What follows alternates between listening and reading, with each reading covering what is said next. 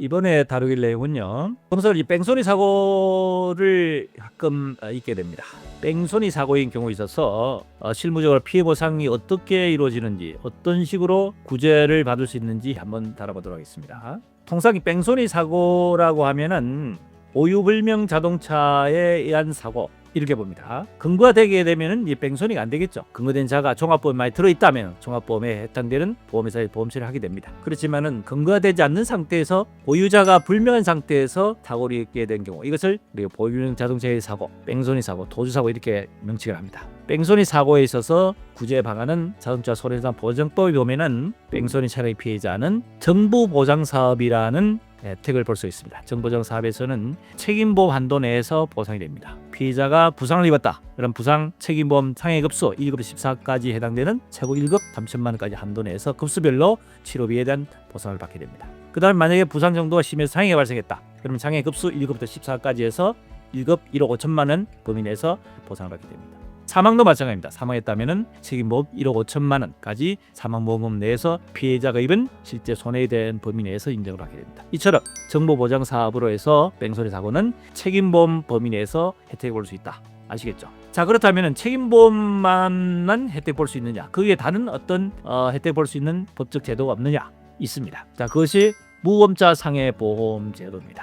잘 모르는 경우가 많기 때문에 오늘 한번 다뤄봤는데요. 무보험자 상해보험이라는 것은 가해 차량에 의해서 내가 피해를 입었을 때 내 가족이 가입된 종합보험에 무보험자 상해보험이 들어있을 경우에는 종합보험 보험금 지급 범위 내에서 보상받을 수 있는 것이 무보험자 상해보험입니다. 무보험자 상해보험은 당자 종합보험 지급 기준에 의해서 산정이 된다는 거, 그 첫 번째 한 가지 이해를 하셔야 되고요. 두 번째는 무보험자 상해보험에 보면은 피해자가 가입된 종합보험회사에서 먼저 피해자에 대해서 모든 피해 보상을 해주고 가해자를 상대로 해서 구상 청구를 하는데, 그 구상 청구에 대한 범위는 책임보험 초과한 그 이후의 한도 범위 내에서 피해자한테 보상해준 그 금액을 가해자한테 구상하는 거죠. 이것이 이제 무보험자 상해보험입니다. 자, 그렇다면 무보험자 상해보험에 있어서 하나 전제된 게 뭡니까? 배상 의무자가 있어야 되겠죠. 가해자라는 특정한 대상이 있어야지만이 피해자에 대한 피해 보상을 해주고, 피해 보상을 해준 보험회사에서는 책임보험 초과된 부분에서 가해자 상대에 구상하지 않겠습니까? 보유자가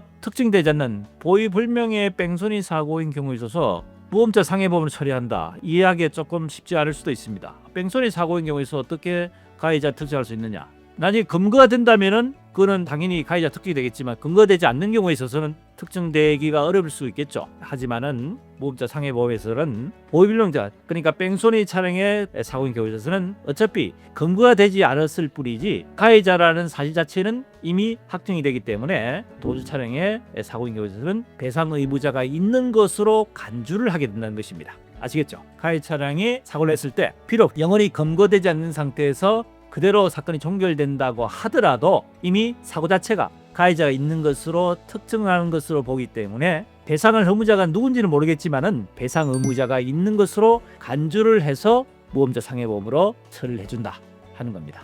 이해가 되셨습니까? 그래서 뺑소니 사고인 경우에 있어서도 무보험자 상해보험을 해서 피해 보상이 가능하다 하는 것이 오늘 실무적으로 중요한 정보에 대한 부분을 한번 다뤄본 시간이었습니다. 도움이 되셨으면 구독, 좋아요, 알림 설정 부탁드립니다. 감사합니다.